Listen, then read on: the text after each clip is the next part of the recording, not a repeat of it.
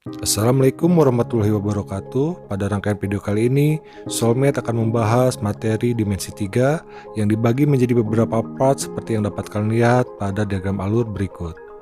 Silahkan tonton secara berurutan agar lebih mudah memahami materi, dan link untuk setiap part bisa kalian cek di kolom deskripsi. Pada video part 5A ini, kita akan mempelajari tentang jarak titik ke bidang, difokuskan pada bangun kubus dan balok. Silahkan kalian simak baik-baik dan selamat belajar.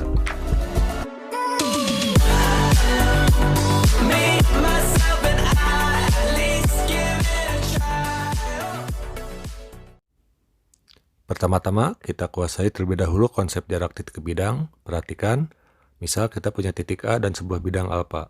Nah, konsep jarak titik ke bidang ini secara logika sama persis dengan konsep jarak titik ke garis yang pernah kita pelajari di video sebelumnya, di mana dari semua kemungkinan ruas garis yang bisa kita tarik dari titik A menuju bidang alfa, kita bertugas mencari yang terpendek. Dan tentunya yang terpendek ini pasti yang tegak lurus. Sehingga definisi dari jarak titik A ke bidang alfa adalah jarak antara titik A dengan titik A aksen, di mana A aksen ini adalah proyeksi titik A pada bidang alfa. Jadi secara sederhana, ketika kalian hendak mencari jarak titik ke bidang, tugas kalian adalah tinggal tarik garis tegak lurus terhadap bidang. Itu aja prinsip utamanya. Oke, lanjut. Sekarang bagaimana alur menghitung jarak titik ke bidang? Yang jadi masalah adalah ketika kita menarik garis tegak lurus ke bidang, kita tidak tahu posisi titik tersebut ada di mana gitu. Jadi untuk membantunya, perhatikan, langkah pertama adalah kalian buat sebuah bidang yang tegak lurus terhadap bidang alfa. Di sini ada bidang yang berwarna pink. Lalu kedua, perhatikan perpotongan kedua bidang tersebut.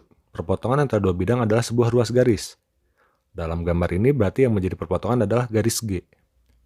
Maka jarak dari titik A ke bidang alfa akan sama dengan jarak dari titik A ke garis G.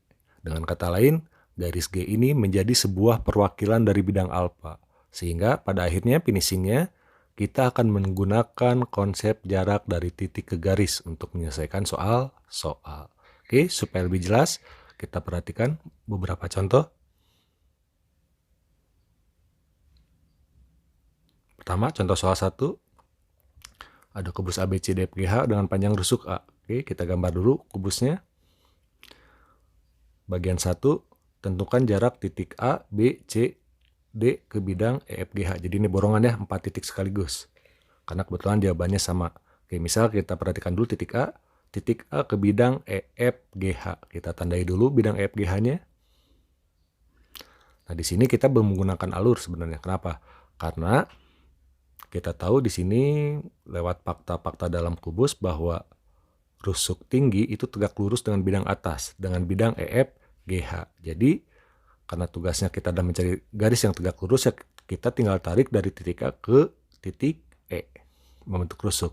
Di mana A ini kita sudah tahu tegak lurus dengan bidang EFGH. Demikian juga kalau ditanya dari titik B, titik C, dan titik D. Kita tinggal tarik ke atas pada rusuk tinggi. Sehingga jarak titik A, titik B, titik C, dan titik D ke bidang FGH adalah A cm. Selesai. Lanjut ke bagian kedua. Jarak titik A, titik D, titik E, dan titik H ke bidang BCGF. Kita tandai dulu bidang BCGF, bidang samping. Dan di sini kita masih menggunakan fakta dalam kubus bahwa bidang samping atau di sini bidang BCGF akan tegak lurus dengan rusuk panjang. Jadi dari titik A kita tinggal tarik garis ke B. Maka AB ini akan tegak lurus dengan bidang BCGF. Demikian pula dari titik D, titik E, dan titik H kita tinggal tarik garis rusuk panjang.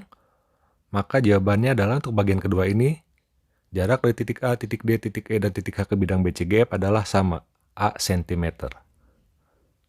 Oke, lanjut. Bagian ketiga, jarak titik A, titik C, titik E, dan titik G ke bidang BFHD. Tandai dulu bidang BFHD. Ternyata BFHD adalah bidang diagonal.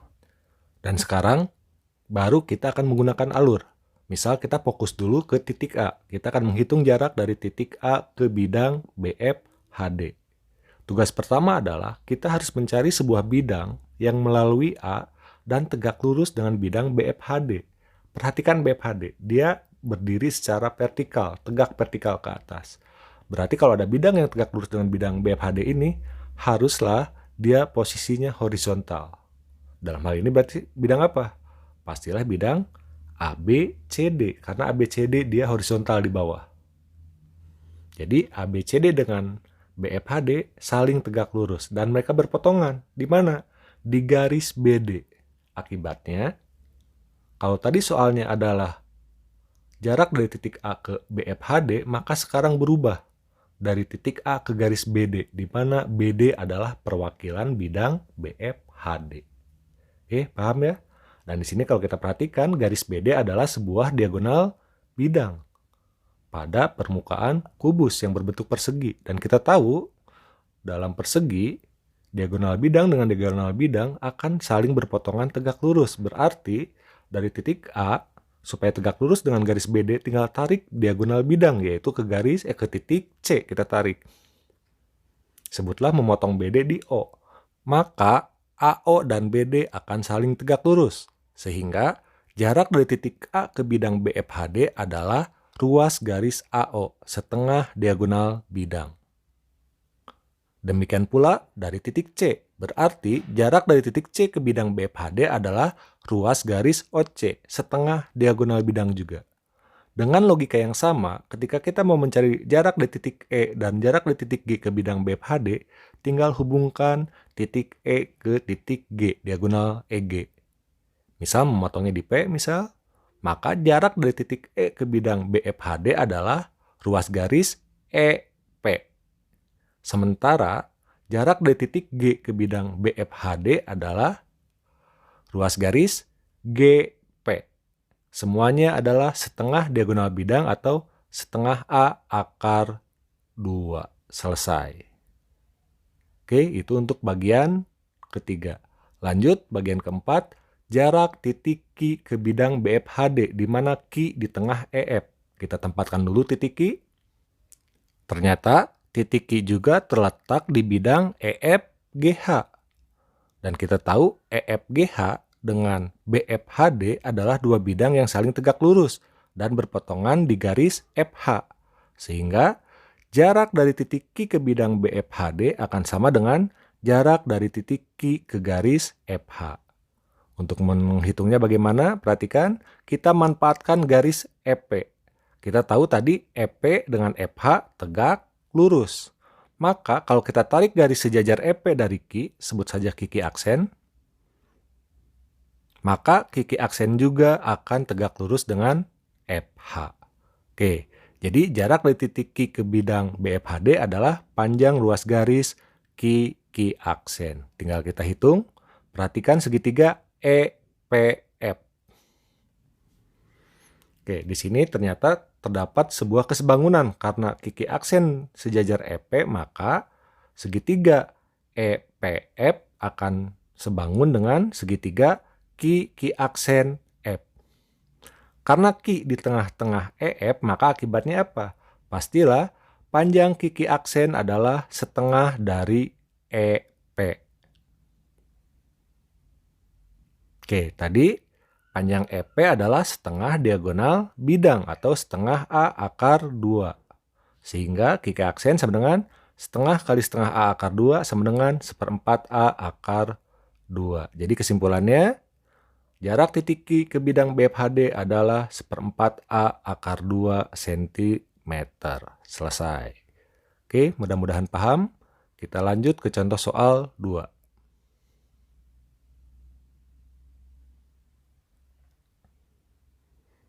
Masih sama, diketahui kubus ABCDFGH dengan panjang rusuknya A. Pertanyaannya, jarak titik C ke bidang BDG. Kita gambar terlebih dahulu. Lalu kita gambar bidang BDG. Oke, yang ditanyakan adalah jarak dari titik C ke bidang BDG. Oke, perhatikan. Soal ini udah soal yang cukup populer. Kalian mungkin sudah melihat pembahasan-pembahasan lain. Perhatikan. Pembahasannya biasanya seperti ini. Pertama, tarik dari C ke tengah-tengah BD. Berarti hubungkan C ke A berpotongan dengan BD di tengah-tengah. Sebut aja di titik O. Lalu dari titik O hubungkan ke G. Maka garis OG inilah perwakilan dari BDG. Tinggal kita tarik garis tegak lurus dari C, sebutlah CC aksen, ke garis OG, maka jarak dari titik C ke bidang BDG adalah panjang luas garis CC aksen. Untuk menghitungnya, perhatikan segitiga OCG, kita copot. Ya, panjang OC-nya setengah diagonal bidang berarti setengah A akar 2, panjang CG-nya rusuk berarti A, kita hitung. Panjang OG, kita samakan. A-nya kita rubah jadi setengah A kali 2 atau setengah A akar 4, sehingga panjang OG adalah setengah A akar 4 tambah 2, jadi setengah A akar 6.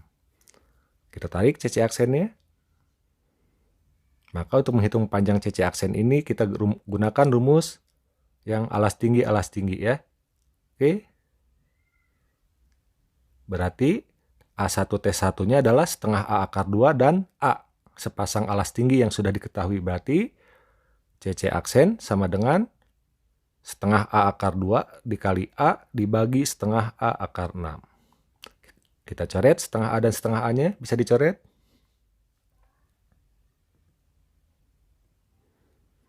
Lalu 2 dan 6-nya juga bisa kita coret, 2-nya hilang. Di sini di dalam akar nyisa 3.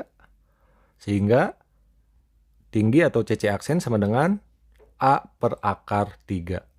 Tinggal kali akar 3 per akar 3, kita rasionalkan penyebutnya. Maka tinggi atau panjang ruas garis CC aksen adalah 1/3 A akar 3. Oke, selesai. Ini soal yang cukup populer. Selanjutnya kita akan mencoba mengkaji pembahasan seperti ini. Kalau kita meninjaunya dari jawaban akhir, maka pembahasan ini sudah tepat. Jawabannya memang 1/3 A akar 3.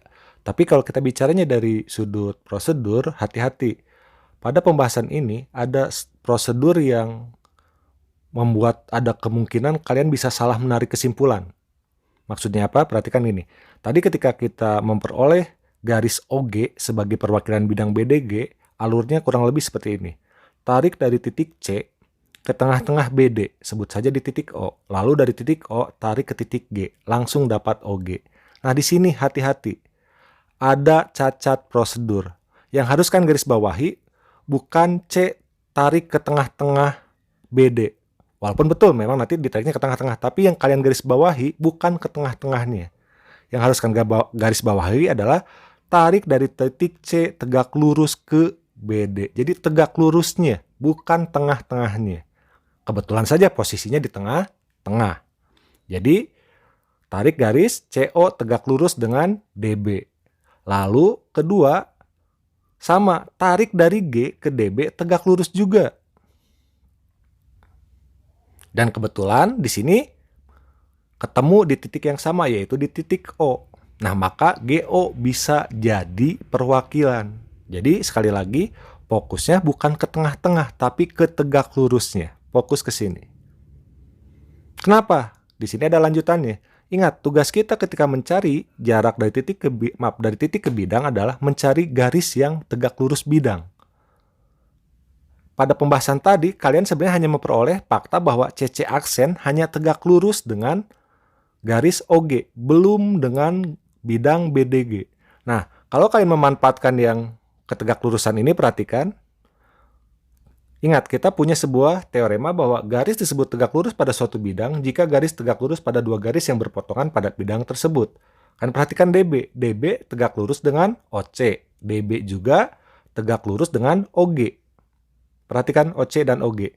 OC dan OG adalah dua garis berpotongan pada bidang OCG. Maka kesimpulannya apa?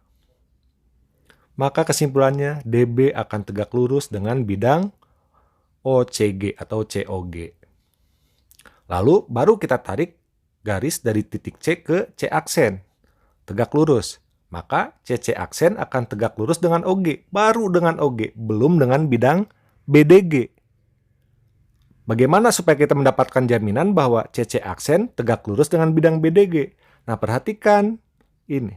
Perhatikan fakta bahwa DB tegak lurus dengan bidang OCG. Dan kita tahu dalam teorema bahwa jika suatu garis tegak lurus dengan suatu bidang, maka garis tersebut akan tegak lurus dengan semua garis yang terletak pada bidang. Berarti DB akan tegak lurus dengan apa? Dengan semua garis yang terletak pada bidang OCG. Nah, perhatikan CC aksen. CC aksen terletak pada bidang apa? Terletak pada bidang OCG atau COG. Berarti DB dengan CC aksen juga akan saling tegak lurus. Oke, jadi kita sekarang punya dua fakta. CC aksen tegak lurus OG. Kedua, CC aksen tegak lurus DB. Fokus ke OG dan DB. OG dan DB adalah dua garis berpotongan pada bidang BDG. Akibatnya apa? Maka CC aksen akan tegak lurus dengan bidang BDG. Oke, maka dapatlah jaminan bahwa memang CC aksen lah yang tegak lurus dengan bidang BDG. Tapi itu hanya bisa diperoleh lewat apa? Lewat fakta yang kalian fokusnya adalah ke tegak lurusnya, bukan ke tengah-tengahnya. Nanti di pembahasan contoh selanjutnya mungkin ada beberapa contoh yang bisa jadi gambaran, supaya kalian lebih berhati-hati. Oke, jadi kembali lagi jawabannya sudah tepat, sepertiga akar 3 hanya fokusnya saja. Kalian fokus bukan ke tengah-tengahnya, tapi ke tegak lurusnya. Oke, malah untuk soal ini, karena udah saking populernya, soal ini langsung ada cara cepatnya sebenarnya. Jadi kalau CC aksen kalian perpanjang ya, maka dia sebenarnya akan menembus ke titik E. Akan membentuk sebuah diagonal ruang. Karena CC aksen adalah sepertiga A akar 3, sementara CE panjangnya adalah diagonal ruang atau A akar 3, berarti apa? CC aksen itu adalah sepertiga dari diagonal ruang. Oke, sementara kalau dari titik E, pertanyaannya dirubah, misal tentukan jarak dari titik E ke bidang BDG. Maka, kalau tadi dari CC aksen sepertiganya, otomatis dari E adalah 2/3-nya. Nah, inilah cara cepat yang digunakan untuk menjawab soal-soal seperti ini. Oke, selanjutnya kita akan mengkaji kasus-kasus serupa dengan contoh soal 2, di mana tadi kita punya kesimpulan bahwa jarak dari titik C ke bidang BDG adalah sepertiga diagonal ruang, dan jarak dari titik E ke bidang BDG adalah 2/3 diagonal ruang. Nah, banyak kasus-kasus serupa itu, perhatikan. Misal, jarak dari titik A ke bidang BDE itu juga sama, sepertiga diagonal ruang, dan jarak dari titik G ke bidang BDE adalah 2/3 diagonal ruang. Oke, atau contoh soal lain yang serupa adalah bidang ACH. Maka dari D sepertiga diagonal ruang, dari F 2/3 diagonal ruang. Lanjut, masih ada. Misal segitiga ACF. Maka jarak dari titik B adalah sepertiga diagonal ruang, dan dari titik H 2/3 diagonal ruang.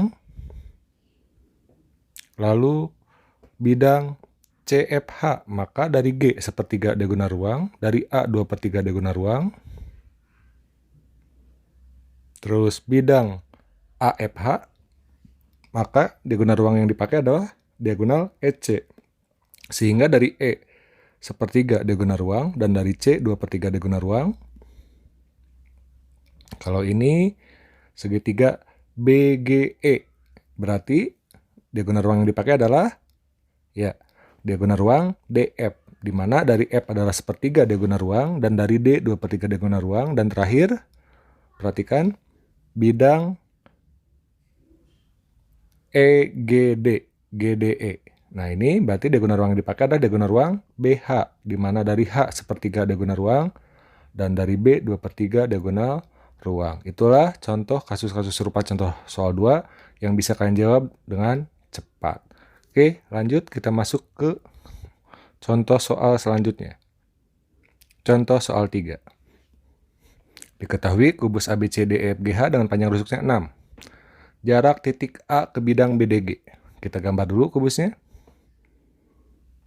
Lalu kita gambar BDG. Nah, tadi BDG kalau ditanyakannya dari C dan E, mudah ya jawabannya.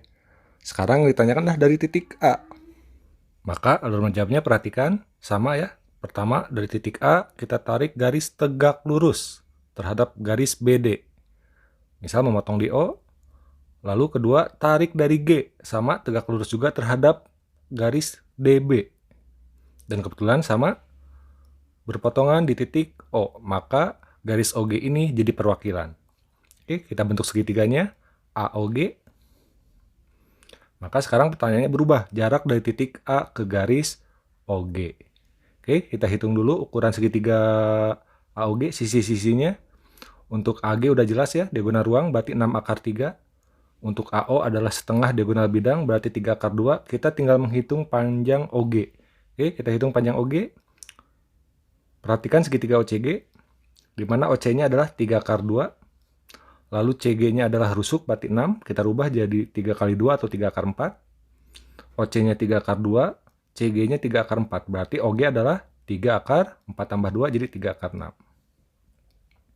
Oke, kita udah punya ukuran sisinya. Kita copot supaya jelas keluar segitiga AOG, AO 3/2, OG 3/6, dan AG 6/3. Segitiga tumpul. Lalu kita tarik garis tinggi dari titik A keluar segitiga. Maka untuk menghitungnya kita memerlukan bantuan dalil proyeksi segitiga tumpul. Ya, di sini misal kita akan menghitung panjang A aksen O terlebih dahulu. A aksen O kita kategorikan, berarti 3/2 dan 3/6 jadi sisi terdekat, 6/3 jadi sisi terjauh. Dan yang menjadi alasnya adalah 3/6. Sehingga panjang A aksen O adalah, karena ini tumpul berarti yang terjauh jadi positif ya. Oke, berarti 6/3 dikuadratkan dikurangi 3/2 dikuadratkan, dikurangi juga 3/6 dikuadratkan, dibagi 2 kali 3/6. Oke, tinggal kita hitung. 6/3 jadi 108 ya dikuadratkan, 3/2 dikuadratkan 18, 3/6 dikuadratkan jadi 54. Berarti 108 dikurangi 18, 90, kurangi lagi 54 jadi 36 ya. Berarti A aksen O-nya adalah 36 dibagi 2 kali 3/6, bisa kita coret. Ini 2 kali 3, 6. Berarti di atas sisa 6. 6 dibagi A/6 sama dengan A/6 ya. Jadi panjang A aksen O-nya adalah A/6. Kita masukkan ke dalam gambar. Maka tingginya adalah, karena ini tidak bisa disamakan, kita masukkan 3/2-nya kita masukkan ke dalam akar. Jadi akar 18, berarti akar 18 dikurangi 6. 18 kurangi 6 adalah tingginya akar 12. Jadi tingginya adalah akar 12 sama dengan 2/3. Selesai. Jadi jarak dari titik A ke bidang BDG adalah 2/3 cm. Nah, di sini ternyata 2/3 cm itu kan sama ya, sepertiga dari diagonal ruang. Nah, kalau kalian jeli sebenarnya untuk menjawab soal ini tidak perlu repot-repot sampai sejauh ini. Tadi kita udah analitis ya, bahwa yang kita pakainya adalah OG, muncul segitiga tumpul, dan kita tahu garis tingginya itu keluar. Maka sebenarnya ada alternatif lain. Kalian berpikirlah bidang diperluas. Ingat, bidang bisa diperluas. Maksudnya seperti apa? Perhatikan. Misal, saya buat duplikat kubus ke bawah, lalu bidang BDG ini diperluas, maka akan tembus ke bawah. Maka jarak dari titik A ke bidang BDG akan sama dengan jarak dari titik A ke bidang yang di bawah ini. Dan ini kasusnya sama aja ya, sepertiga dari diagonal ruang, atau sepertiga kali 6/3 sama dengan 2/3. Jadi jawabannya sama aja. Jadi di kasus-kasus jarak titik ke bidang, kalau kalian nemu larinya keluar, saran coba pertimbangkan menggunakan teknik perluasan bidang. Biasanya dapat jawaban yang mungkin lebih mudah. Oke, kita lanjut ke contoh soal selanjutnya.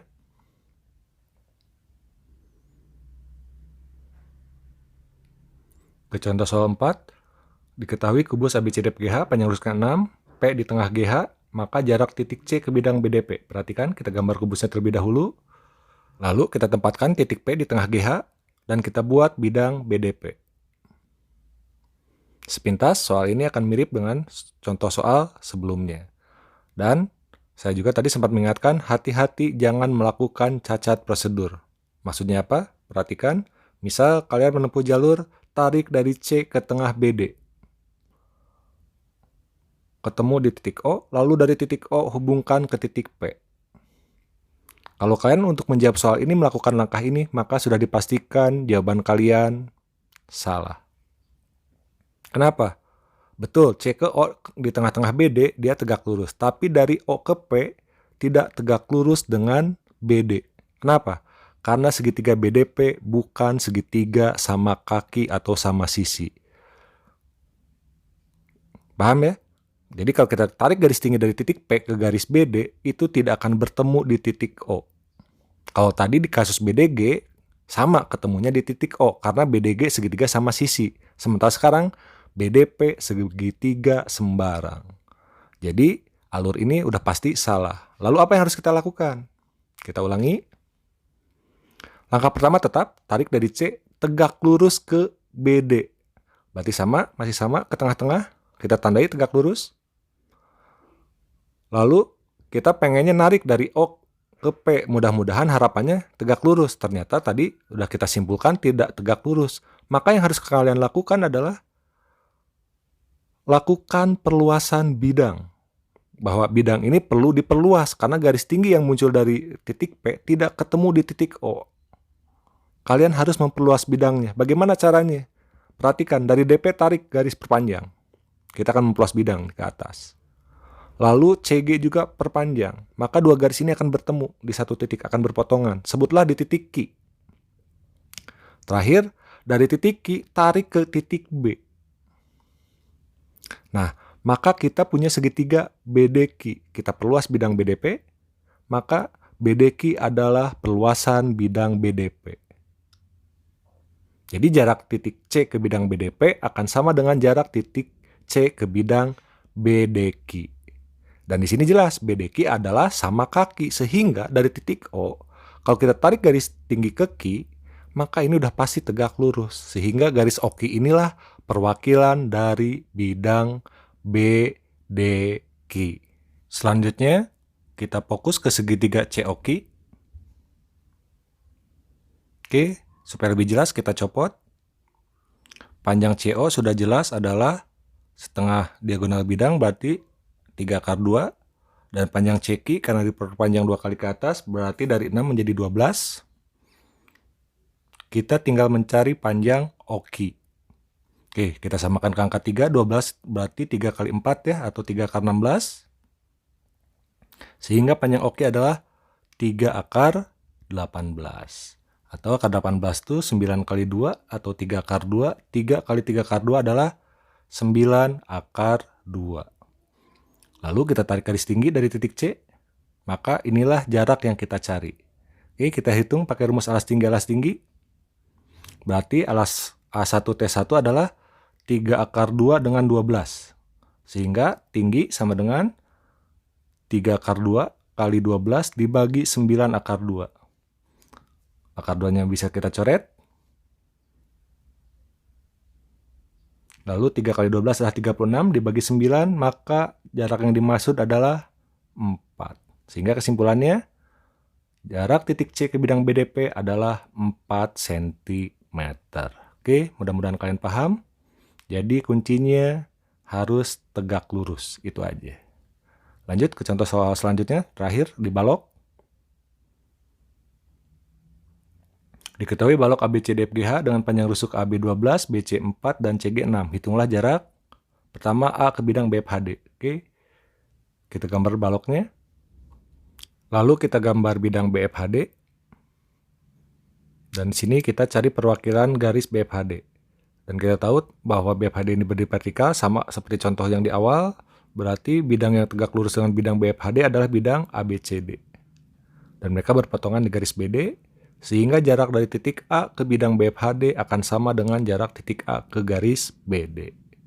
Oke, lalu di sini kalau kalian berpikir nariknya ke tengah-tengah, lagi-lagi kalian akan mendapat jawaban yang salah. Kenapa? Kalian ingat, pada persegi panjang, diagonal bidang tidak berpotongan saling tegak lurus. Jadi jangan tarik ke tengah. Kita ulang. Maka jaraknya adalah harusnya agak ke atas. Misal ke titik O, yang pasti tidak di tengah-tengah. Supaya lebih jelas, kita copot aja segitiganya. Perhatikan segitiga ABD, siku-siku di A. Kita copot. AD-nya rusuk 4, AB-nya 12. Kita cari panjang BD terlebih dahulu. Kita samakan ke angka 4, berarti 12 kita rubah jadi 4 kali 3, atau 4 akar 9. Dan AD-nya kita pandang jadi 4 akar 1. Sehingga panjang BD adalah 4 akar 9 tambah 1 jadi 4 akar 10. Lalu garis tingginya kita tarik, kita gambar ulang. Nah ini yang kita cari AO. Sehingga panjang AO adalah kita gunakan rumus alas tinggi ya. Berarti pasangan A1T1-nya adalah 4 dengan 12. Oke, berarti AO sama dengan 4 kali 12 dibagi 4 akar 10. 4-nya bisa kita coret. Lalu kita rasionalkan penyebutnya, akar 10 akar 10. Maka kita akan punya jawaban AO-nya adalah 12/10 akar 10. Atau sederhanakan jadi 6/5 akar 10. Selesai. Jadi kesimpulannya, jarak titik A ke bidang BFHD adalah 6/5 akar 10 cm. Kita lanjut ke bagian kedua, jarak titik A ke bidang BDE. Kita lukis bidang BDE. Lalu dari titik A kita tarik garis tegak lurus ke garis BD. Bukan ke tengah-tengah ya, tapi tegak lurus ya, yang tadi ke AO.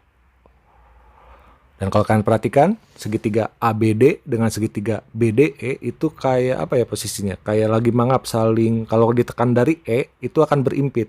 Sehingga kalau kalian tarik garis tinggi dari titik E, maka akan ketemu di O juga. Maka perwakilan bidang BDE adalah garis EO.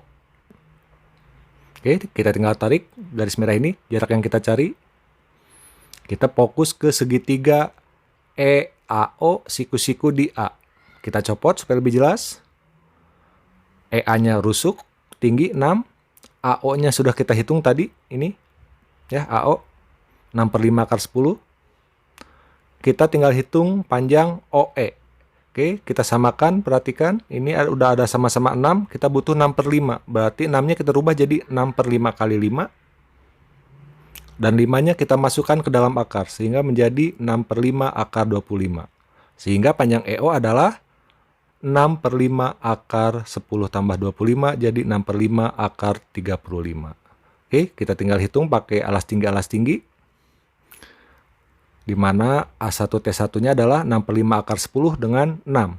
Berarti tinggi sama dengan 6/5 akar 10 kali 6 dibagi 6/5 akar 35. 6/5-nya bisa kita coret. 10 dengan 35 kita bagi 5, berarti ini nyisa 2, masih di dalam akar tapinya, ini nyisa 7.